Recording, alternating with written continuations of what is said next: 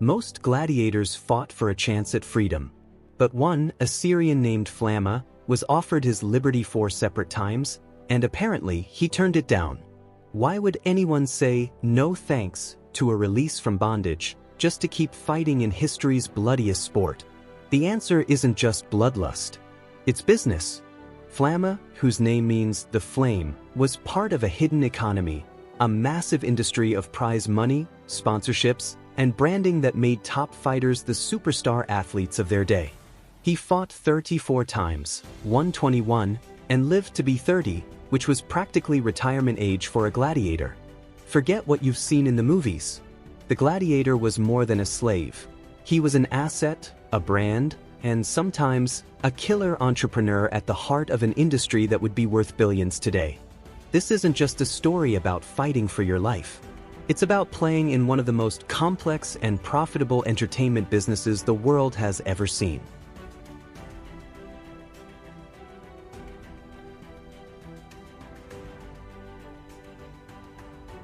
To follow the money, you have to start with the man who owned the fighters, the Lanista. Think of him as part fight promoter, part team owner. The Lanista ran the whole show from his gladiatorial school, or ludus, where he housed, fed, and trained his roster of fighters, known as a familia gladiatoria. Now, even though it could make you rich, being a Lanista came with a serious social stigma. They were considered infames or disreputable people, putting them in the same social bucket as pimps and undertakers because they literally profited from death. But for those who could stomach the shame, the profits were staggering. The business model was pretty simple. A Lanista would rent his gladiators out to an editor, a rich politician, or the emperor himself, who was staging the games. And renting them was anything but cheap. The contracts were complex, with fees based on a gladiator's skill, record, and star power. A rookie was your budget option, but a champion on a winning streak? He'd cost a fortune. Of course, the Lanista had his own costs. He had to acquire the gladiators in the first place by buying slaves, prisoners of war, or condemned criminals.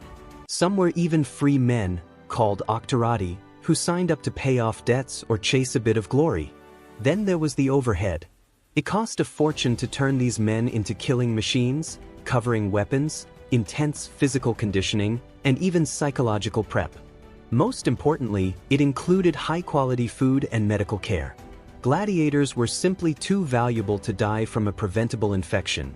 They were a high-risk, high-return investment, and protecting that investment was everything. And here's the grim irony. The biggest single payday for a Lanista came when his gladiator was killed. If a fighter died in the arena, the editor who rented him had to pay the Lanista his full value as a lost asset, which could be an astronomical sum. This meant it was incredibly expensive for gladiators to fight to the death. More often than not, a defeated gladiator was spared by the editor, who was usually listening to the roar of the crowd. A living, popular gladiator could be rented out over and over, generating steady income. A dead one was just a one-time payout. The Lanista wasn't just selling violence, he was managing a portfolio of human assets, balancing risk and reward in the deadliest marketplace on Earth.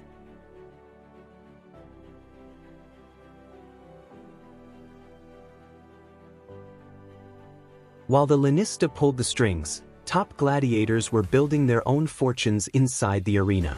The movies always show them fighting for a simple wooden sword, the rudis, which meant freedom. And while freedom was the ultimate goal for many, the road to get there was often paved with silver coins. Victorious gladiators didn't just win their life, they won prize money, or premia. The amounts varied, but a typical win in the 2nd century AD might net a gladiator more money than a Roman legionary earned in a couple of months. A few good fights, and you could seriously out-earn a soldier. While this prize money officially went to the owner, it was customary for the gladiator to get a cut, which he could save to buy his own freedom or spend on small luxuries. But the real superstars, the champions of the Colosseum, were playing a completely different game. Just like today's top athletes, the best gladiators became household names and sex symbols. They were admired, lusted after, and most importantly, they were marketable. This opened up a world of endorsements. Wealthy fans would shower their favorite fighters with gifts and money. Businesses saw the value in having their products associated with these heroes of the sand. In fact, Ridley Scott, the director of Gladiator, actually cut a scene showing product endorsements because he was afraid audiences wouldn't believe it was historically accurate. But it was.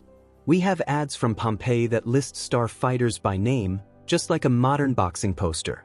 We have good reason to believe popular gladiators were paid to endorse everything from wine to olive oil. These guys were building a brand. They were more than fighters. They were entertainers whose popularity was a hot commodity. The best could even negotiate their contracts. Retired gladiators who had already won their freedom, called rudierii, could come back to the arena as free agents. These veterans were crowd pleasers and could demand unbelievable appearance fees. During the reign of Emperor Tiberius, we hear stories of some top veterans earning as much as 100,000 sesterces for a single fight, a truly life-changing amount of money. For these elite few, the arena wasn't a death sentence, it was a career. It was a brutal form of entrepreneurship where the risks were absolute, but the rewards could be a life of fame and fortune. This was probably the world Flamma lived in. For a man who had already earned his freedom, the life of a celebrity athlete might have been far more appealing than a quiet life of obscurity. If you're finding this deep dive into the business of blood sport as compelling as the roar of the Colosseum crowd, take a moment to support the channel. Hitting that like button and subscribing to Wealth Saga makes sure you won't miss our next story about how money and power have shaped history.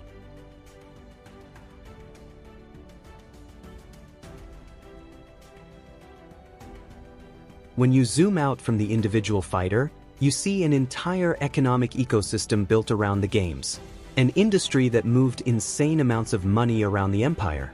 At the very top was the editor, the guy footing the bill. Usually a powerful politician or the emperor, he used the games as an exercise in bread and circuses, a way to keep the public happy, show off his incredible wealth, and distract everyone from political drama. And staging these spectacles cost a fortune. By the 2nd century CE, Emperor Marcus Aurelius tried to cap the cost of the most expensive games at 200,000 sesterces, which tells you they were regularly costing way more than that before the rule. This money covered renting the gladiators, but that was just the start. The editor also had to pay for the venations, the wild beast hunts. This meant organizing expeditions to the farthest corners of the empire to capture lions, tigers, and elephants, a logistical and financial nightmare.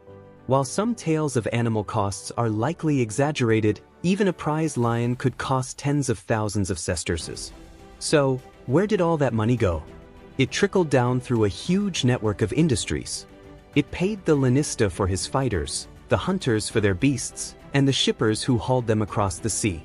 It created jobs for armorers, weaponsmiths, and vendors selling food and souvenirs to the crowds. Even building and maintaining the amphitheaters, like the Colosseum, were massive public works projects funded by the spoils of war. And running right alongside this official economy was a massive shadow economy, gambling. Betting on the fights was everywhere, and everyone did it.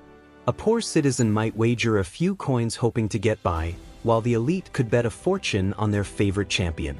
This created a whole sub-industry of bookies and guys selling insider tips from the training schools.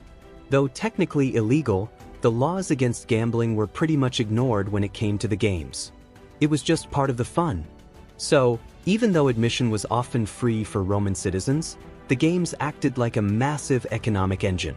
They were a way to take the concentrated wealth of the elite and splash it across the economy, funding countless workers, merchants, and entrepreneurs, all wrapped in a spectacle of blood and sand.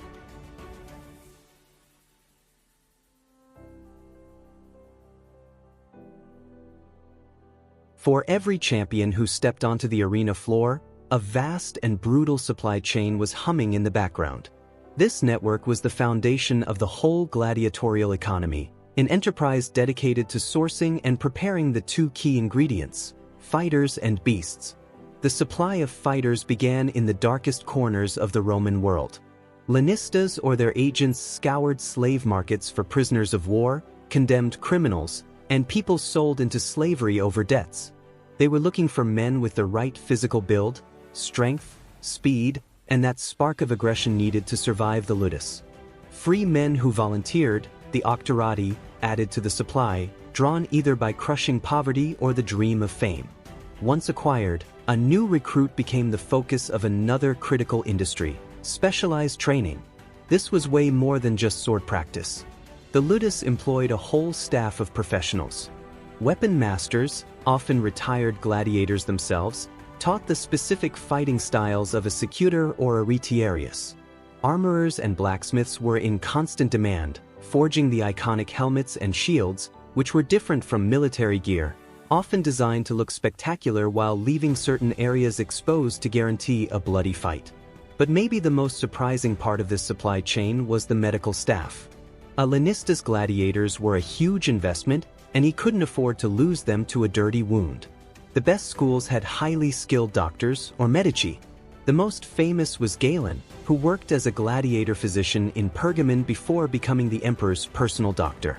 This job gave him incredible experience in treating severe trauma, which actually advanced his knowledge of human anatomy at a time when dissection was forbidden. These doctors used advanced techniques, stitching deep wounds and using antiseptic washes. Galen himself bragged that under his care, almost no gladiators died from their wounds. This wasn't compassion, it was good business. A patched-up gladiator could fight again, earn again, and continue to be a profitable asset.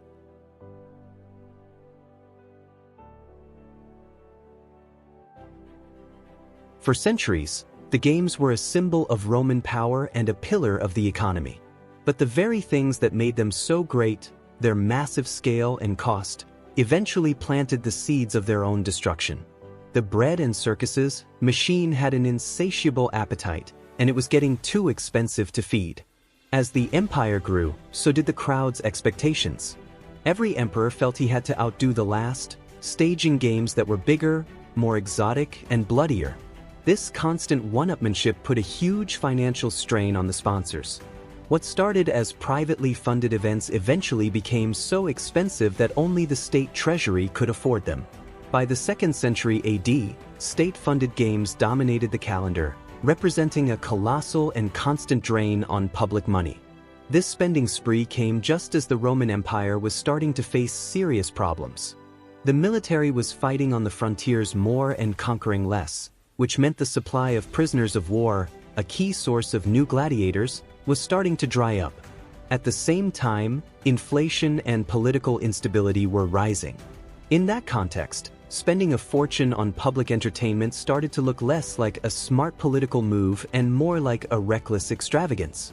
The very industry meant to project an image of strength was now helping to hollow out the imperial treasury.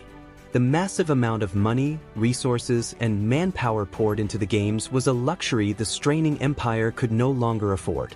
While the rise of Christianity and its changing morals certainly played a role in the game's decline, the economic unsustainability was a killer.